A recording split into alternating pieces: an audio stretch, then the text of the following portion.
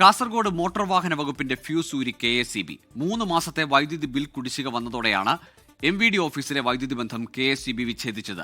ഒരാഴ്ചയായി വൈദ്യുതി ഇല്ലാതായതോടെ ഓഫീസിന്റെ പ്രവർത്തനം താറുമാറായി. 3 മാസത്തെ വൈദ്യുതി കുടിശ്ശിക അടക്കാതെ വന്നതോടെയാണ് മോട്ടോർ വാഹന വകുപ്പിന്റെ ജില്ലാ കേന്ദ്രം ഇരുട്ടിലായത്. ഗതാഗത നിയമലംഘനങ്ങളും മറ്റും തിരിച്ചറിയുന്ന AI കൺട്രോൾ റൂമിന്റെ പ്രവർത്തനവും നിലച്ചു.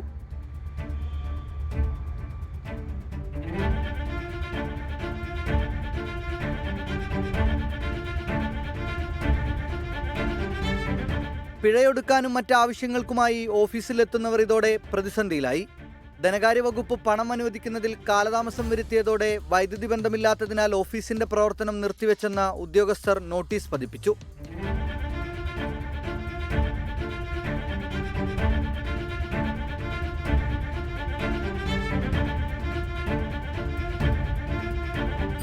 മോട്ടോർ പ്രവർത്തിക്കാത്തതിനാൽ വെള്ളം പോലും ലഭിക്കാതെയാണ് മോട്ടോർ വാഹന വകുപ്പ് ഉദ്യോഗസ്ഥർ ഓഫീസിൽ കഴിയുന്നത്.